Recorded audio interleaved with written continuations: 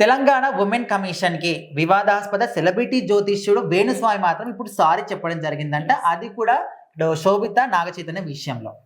అంటే ఇది ఆయన కామన్ అన్నమాట, వెరీ కామన్.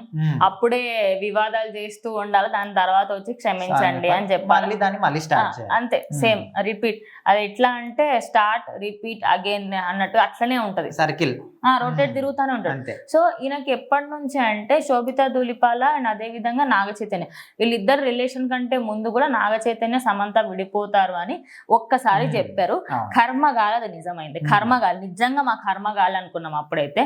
సరే ఒక్కడు చెప్పాడు కదా నిజం, దొరికిందే ఛాన్స్ అని చెప్పేసి రాజకీయ నాయకులని ప్రభాస్ విషయంలో గానీ ఇంకా అందరి విషయంలో ఏదో ఒకటి ఇది అవుతుంది అదైతే చాలా విషయాలు చెప్పాడు. అందులో ఏదో ఒకటి జరిగి మిగతా అన్ని కూడా ఫాల్స్ అయిపోయాయి. సో దాని వల్ల చాలా మంది వ్యతిరేకమయ్యారు. అసలు నీకు అవసరమా సెలబ్రిటీల విషయంలో వేలెందుకు పెడతాను, కొంతమంది సీరియస్ అయినప్పుడు ఇట్లా కేసులు అవన్నీ అయినప్పుడు ఆయన సరే ఇంకా మీద నేను ఎవరి దాంట్లో జోలు పెట్టిన నమస్కారం పెట్టాడు. తర్వాత మళ్ళీ స్టార్ట్ చేశారు. నాగ చైతన్య శోభిత ధూళిపాల లైఫ్ లో ఒక అమ్మాయి వస్తుంది, ఆ అమ్మాయి వల్ల వీళ్ళిద్దరు విడిపోతారు అని చెప్తారు. అయితే అప్పటికే ఇటు యూట్యూబ్ యాంకర్స్ అదే విధంగా సోషల్ మీడియా జర్నలిస్టులు ఎవరైతే ఉంటారో వాళ్ళందరూ వెళ్ళి కంప్లైంట్ కూడా రేస్ చేశారు. ఇది పరిస్థితి ఇట్లా ఉంది, ఇది కరెక్ట్ కాదు అనే విధంగా వాళ్ళు కంప్లైంట్ ఇవ్వడంతో ఎట్టకేలకు ఆయన మాత్రం వచ్చి సారీ చెప్పారు. ఎందుకంటే తొందరలోనే ఇటు మనకు సంబంధించిన అవార్డులు వస్తున్నాయి, నాగ చైతన్య సినిమా మంచిగా చేయబోతున్నారు, నాగార్జునకి అమలాకి ఎలాంటి ప్రాబ్లము లేదు, నెక్స్ట్ అఖిల్ పెళ్లి చేసుకోబోతున్నారు. ఇంత మంచి గుడ్ న్యూస్ ఉన్న టైంలో ఎవరో ఒక అంటే చాలా ఫేమస్ వ్యక్తి అని కూడా చెప్పలేం, యూట్యూబ్ ద్వారా ఇన్స్టాగ్రామ్ ద్వారా ఫేమస్ అయిన వ్యక్తి, ఖచ్చితంగా ఆయనకి మంచి పేరే ఉంది. ఒకనొక టైంలో ఆయనకు నిజంగా మంచి పేరు ఉంది, ఎవరు కాదంటలేరు. కానీ దొరికింది కదా ఛాన్స్ అని నోటికి మాట్లాడడం కరెక్ట్ కాదు.